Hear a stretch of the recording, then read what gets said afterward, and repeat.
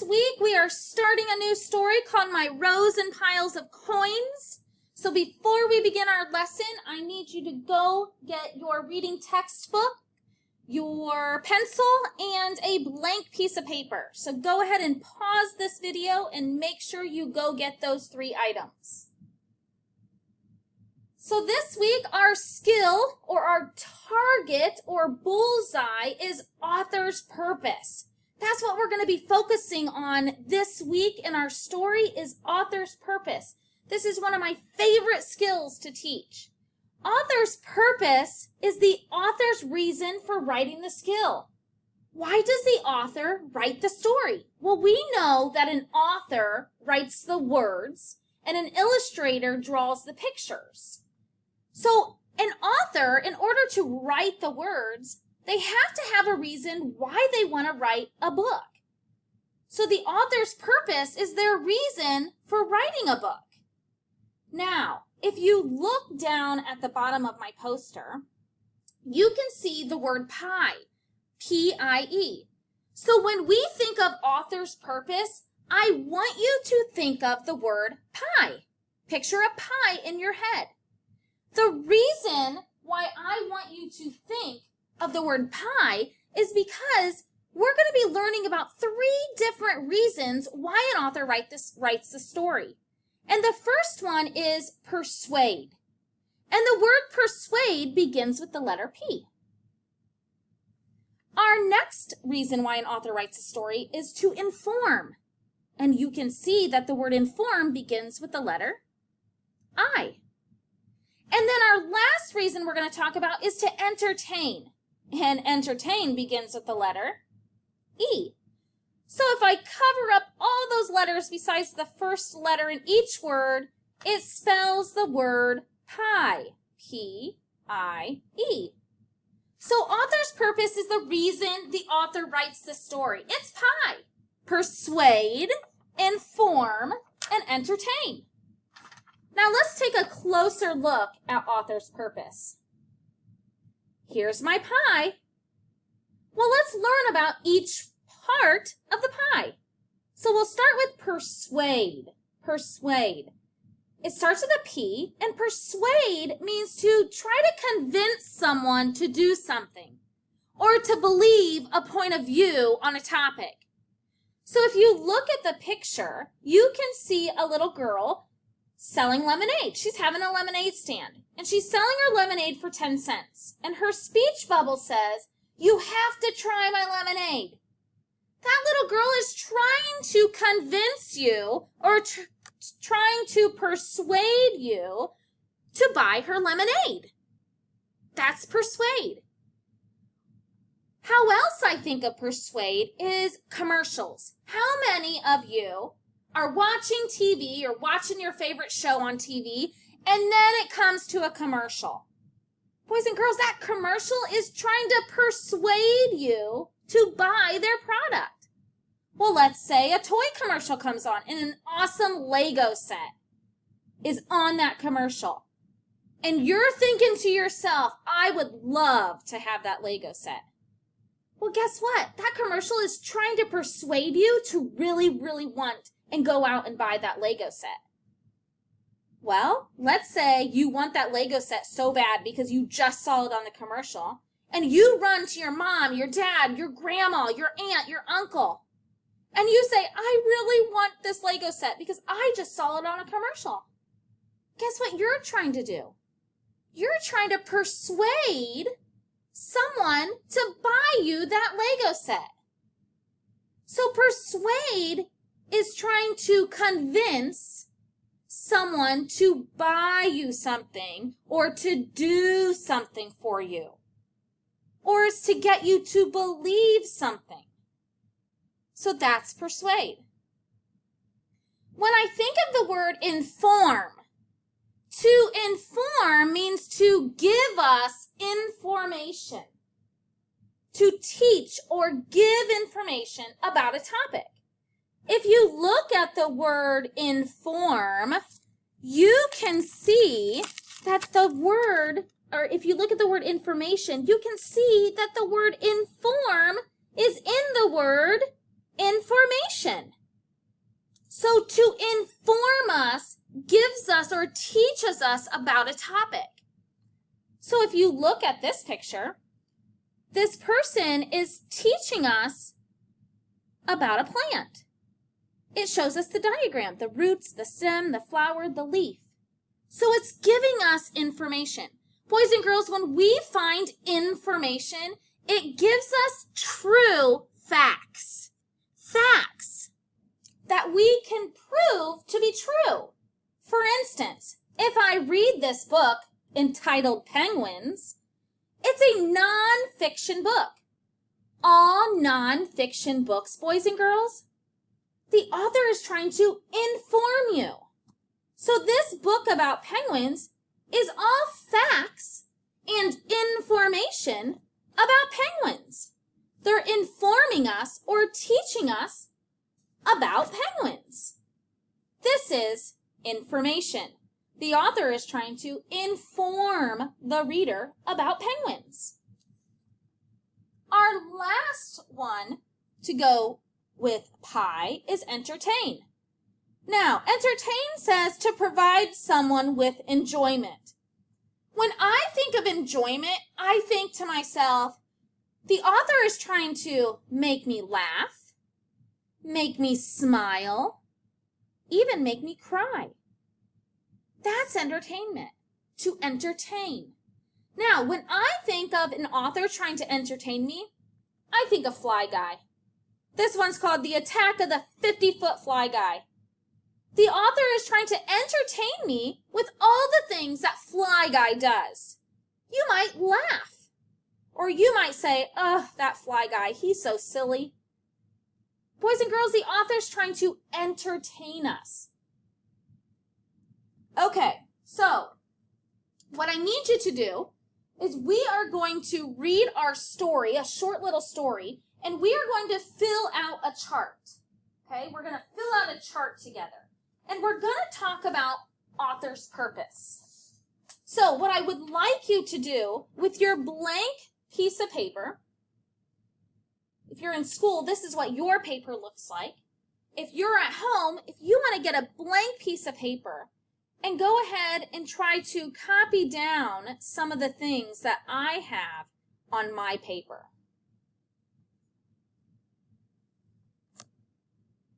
So boys and girls, you can pause this video if you wanted to, and you could start writing or sketching out your piece of paper to look like mine. Or as I fill out this paper after we finish reading the story, you can fill out your blank piece of paper along with me. But what we're going to do now is if you wanted to do that, go ahead and pause the video. If not, I need you to turn to your reading textbooks to page 165.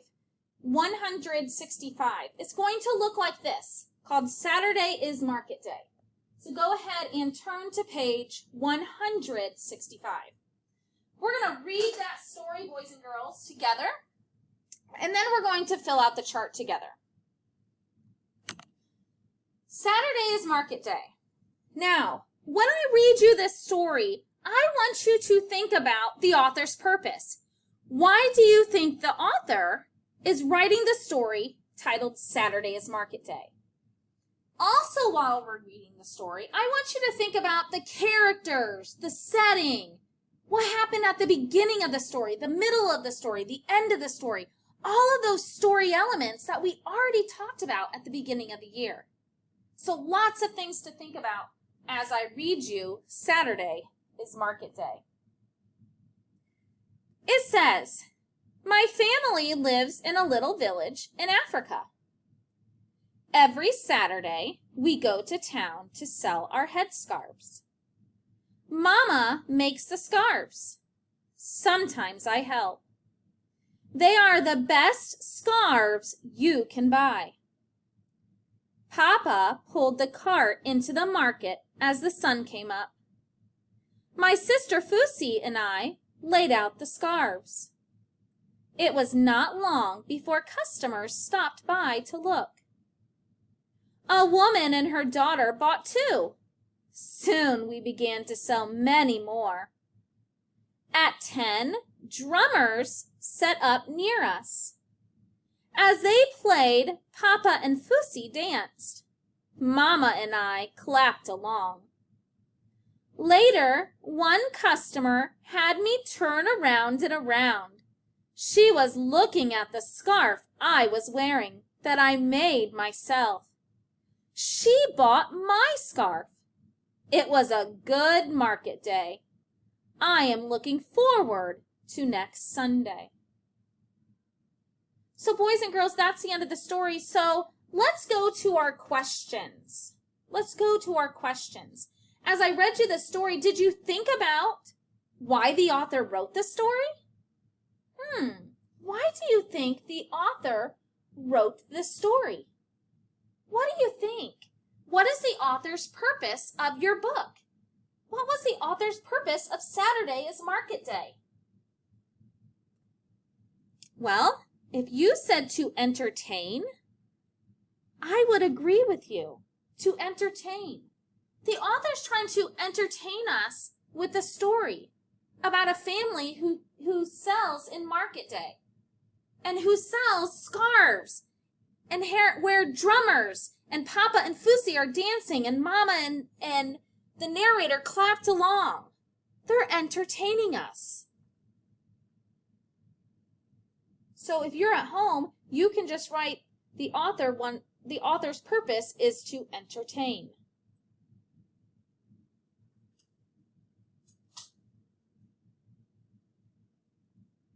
Now it's asking for the characters in the story. Well, let's think about it. Boys and girls, who are the characters that are in our story? If you don't know, what could you do? If you said you could look back at your story, that is a fantastic idea. Go back and look at our story. Who are those characters that we learned about in our story? Well, one of them is the person who told the story. Do you know who told the story?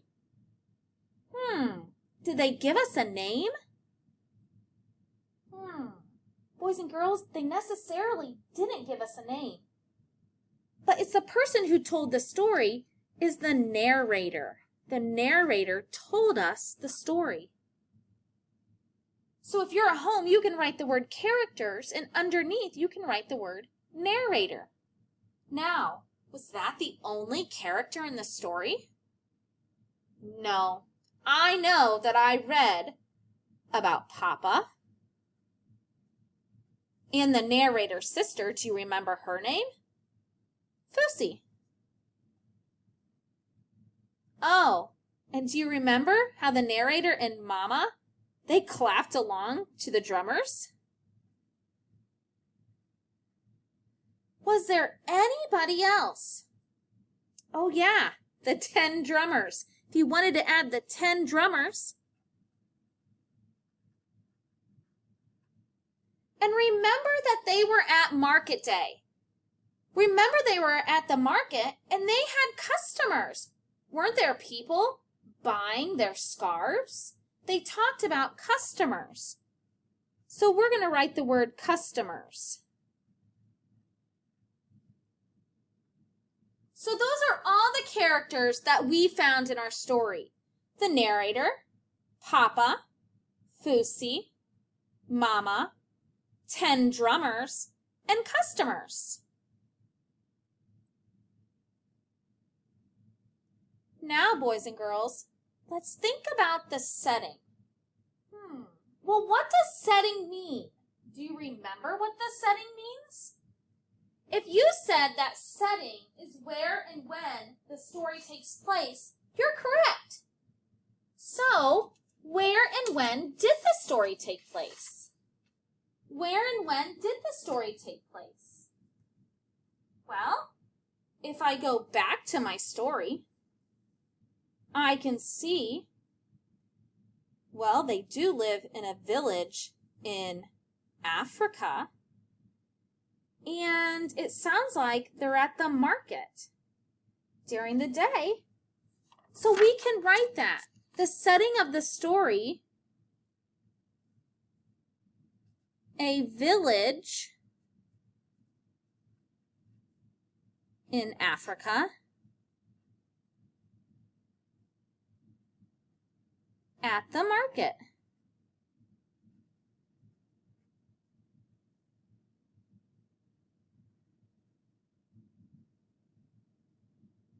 During the day.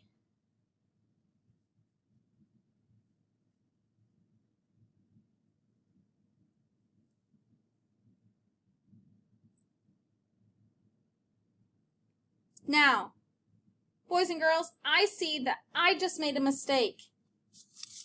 I did not read carefully enough. So when you have to read, when you have to answer questions, you need to make sure that you read carefully. I just noticed it. I just happened to glance and I noticed it. This is a great teaching tool. I put in the characters that there were 10 drummers. Oh my goodness, there weren't 10 drummers. It says at 10. Drummers set up near us. So what does that mean? It doesn't mean that there were 10 drummers. It just means at 10. So they're giving us a time. They're giving us a time. Now, we can assume that it's during the day or in the morning at 10 because we know at 10 o'clock at night, it's dark outside. And I don't think the market would be open at night. So boys and girls, I apologize. I'm glad I was able to catch my mistake. And I'm sure some of you who are watching this video caught my mistake as well. So instead of 10 drummers, we're just going to scratch out the word 10. And we're just going to keep the word drummers. So that means it's market during the day. And how do I know that? Because we know that it's 10 in the morning. Okay, now we need to think about what happened at the beginning. Well, what happened at the beginning of the story? I'm going back to my story elements. Well, I know that they were going to market, and I know that the narrator and his sister, they lay out the scarves for the customers to see. Right here, it says, Papa pulled the cart into the market as the sun came up.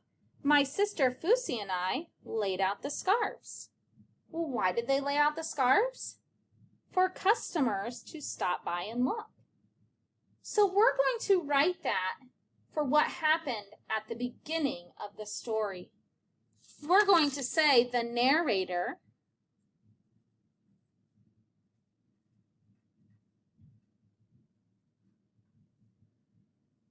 and the sister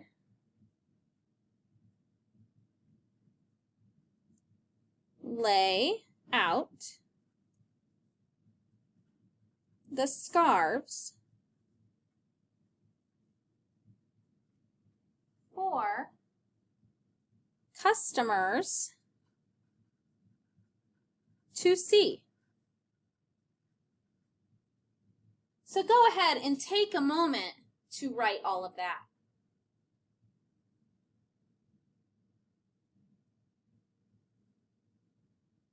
If you still need more time, you can go ahead and pause the video. But if you don't, let's go on and think about what happened in the middle. Now we know that customers stopped by to look. Then what happened? What happened in the middle? Do you remember? Something entertaining was happening. Something entertaining was happening. If I look back at my story, I know that customers were stopping by to look at the scarves. So then I can go into my next paragraph. It says at 10, drummers set up near us. As they played, Papa and Fusi danced. Mama and I clapped along. So can we write that? Is that what happened in the middle? Absolutely.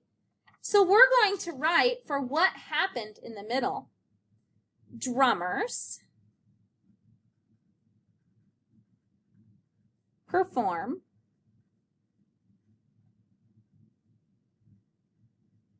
and people dance and clap along.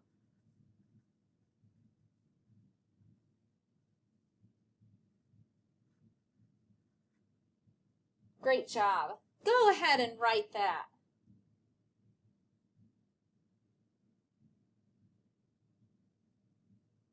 Okay, now we have to think about what happens at the end of the story.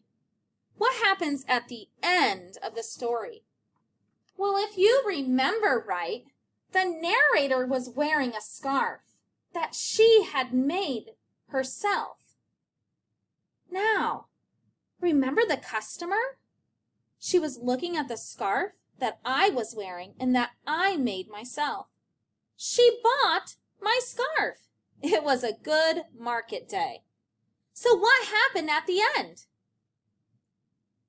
If you said a customer buys the narrator's scarf, you are exactly correct. A customer buys the narrator's scarf.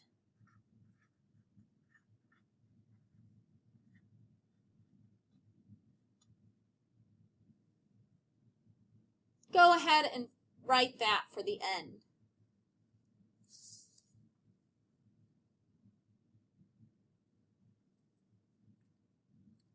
Okay, boys and girls, so you just finished reading Saturday is Market Day with me, and we filled out this entire paper. We found out that the author's main purpose for writing this story was to entertain us. We found out all the characters in the story, the setting where the story happened, and when it happened. We talked about the beginning of the story, the middle of the story, and the end of the story. All those story elements. So let's go back and quickly review author's purpose. Remember, author's purpose is pie. Who doesn't want a slice of pie? Persuade, inform, entertain. Persuade, try to convince someone to do something or to believe a point of view on a topic. Inform gives us information about a topic. It provides us facts. And entertain, to provide someone with enjoyment. Remember, you might laugh at a story, makes you smile, or even shed a tear. Boys and girls, you did a great job. So enjoy my rows and piles of coins. And remember, whenever you think of author's purpose, think about a big pie.